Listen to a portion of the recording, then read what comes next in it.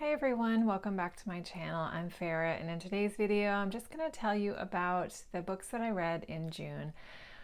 I'm sure you can probably tell when I'm posting this that I'm really behind in filming and posting videos, but I still wanted to do it just for my own sort of documentation of my reading journey. So yeah, we're going to do this video. I'm going to try to remember what all of these books are about that I'm going to tell you about, but the good news is there's only 3. I only managed to read 3 full books during June. I was just very busy and I didn't have a ton of time to listen and read books.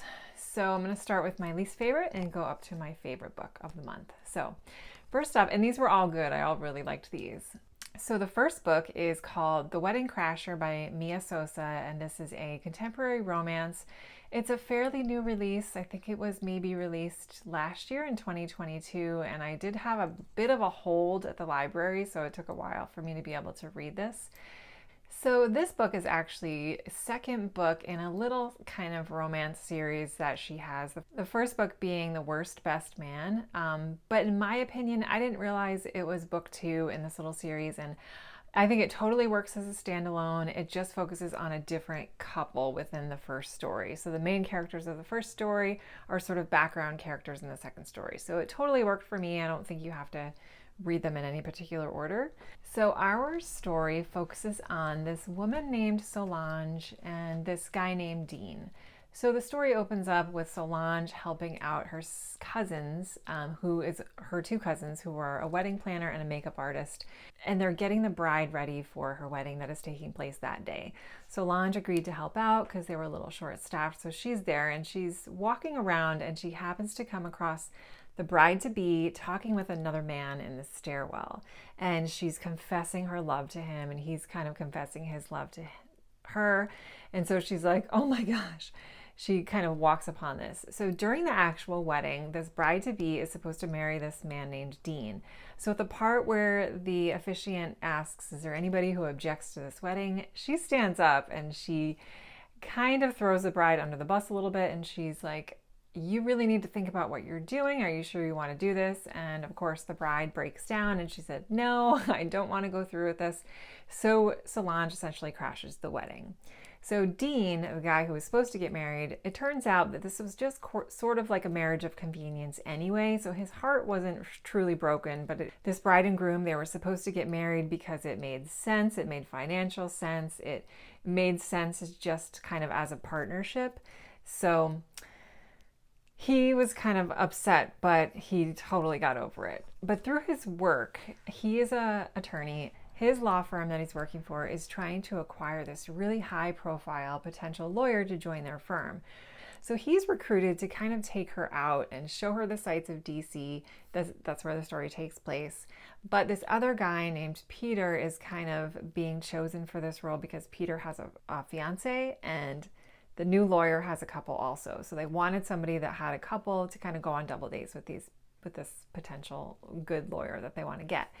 So Dean, as a favor, asks Solange if she would pretend to be his girlfriend so that he could also join in on this recruitment, because he's trying to make partner within the firm. This is kind of like a good way for him to do that. So she agrees because she's like, I screwed up his marriage. I'm going to go ahead and help him. On her end of the story, though, she also kind of needs to pretend to be dating somebody because her family originally comes from Brazil, and one of their cousins or aunts from Brazil is coming to visit, and she's very old school, and she's been pressuring Solange to get married, and it's just this whole mess. So Solange and Dean start to pretend dating. The dating is a fake trope type of story, which is really fun. I really liked it. And, overall, I thought that the writing was really fun. I thought it was really easy to read. I did love the combination of humor and romance that they had within this. So I felt it was a really good example of a true romantic comedy, and I could almost visualize this as a movie. I thought that the plot moved really well. It was fun. There were some great steamy scenes. And there's a great scene in particular, a karaoke scene that Dean does. And their personalities were so different, so it was a little bit of an opposites attract type of thing. Both characters were really likable. It was like a friends to lovers, fake dating trope. So overall, it was really fun. I think I gave it about 4 stars. It was my favorite romance that I've read so far. Definitely this year, because I don't think I've read much romance, but in a long time, that's one of my favorite romances that I read. I loved the inclusion of her Brazilian culture and her family life and her inspiring aunts who all came from Brazil together, just the 3 of them. They sort of left the men behind to come to the United States and raise their family, and how they talked about the different food within their culture. And so Solange was definitely the more interesting character out of both of them. And yeah, I would definitely read more from this author. So that was The Wedding Crasher by Mia Sosa. The next book I want to talk about is, now these 2 are kind of tied. I can't really pick which one I liked better. I really liked both of them. I gave them both 5 stars. 4.5, 5 stars. So I guess I'll just talk about The Maid first. This is The Maid by Nita Prose, and this is sort of like a mystery book, whodunit, clue type mystery. And it's told in the first person point of view by this woman named Molly. She's a maid at this very high profile, elegant hotel. She loves her job. She takes so much pride in her job. And the character herself, she is neurodivergent. It's not fully disclosed if she has Asperger's, but I do kind of feel that that's a little bit kind of what the author was intending for her to present. But I listened to this one on audio, and I thought the audio narrator was fantastic. She did such a great job. I really loved the character of Molly and all of the insights that she had and how she viewed the world. And she has this really beautiful relationship with her grandmother, who we learn very early on within the first chapter that her grandmother had recently passed away. She was raised by her grandmother, and her grandmother really helped her sort of sort life out and figure out cues and social cues and proper ways to act and how to interact with people in a social environment. So when her grandmother passed away, she kind of was left alone and really feeling an intense loneliness for her grandmother.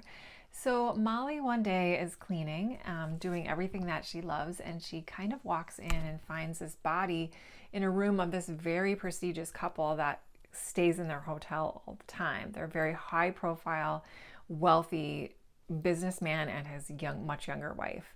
So she finds his body and discovers that he's been murdered. So she calls down, of course, to the front desk, get the police involved, and is kind of traumatized by the whole thing. So through a series of different events, she somehow winds up being sort of framed for the murder.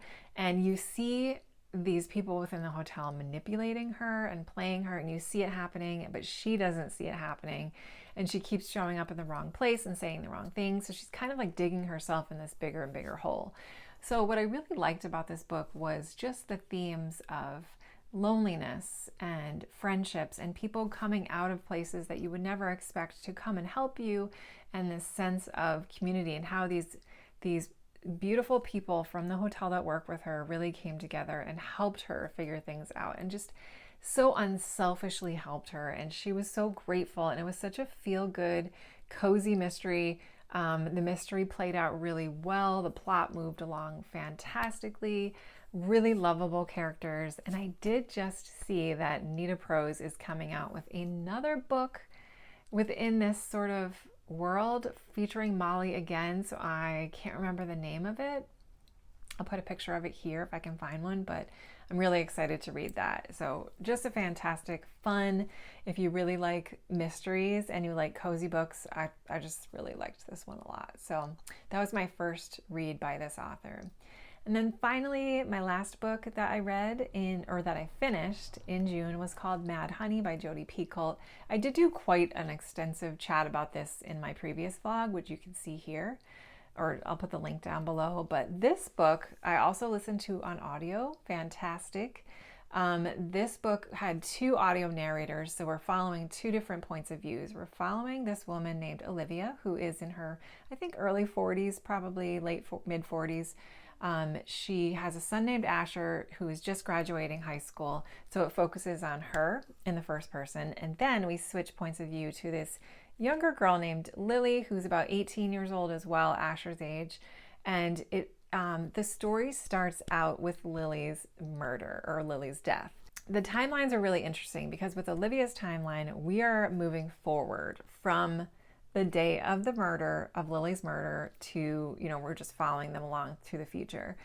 For Lily's timeline, we're starting with the day of her murder, but we're going backwards. So each chapter, it switches between Olivia and Lily, and then it'll say like a week before it happened or a month before it happened. So really interesting how they did that. This book, what I really liked about it was that first of all, it's a mystery, sort of general fiction, romance involved. There's a lot of different genres within it.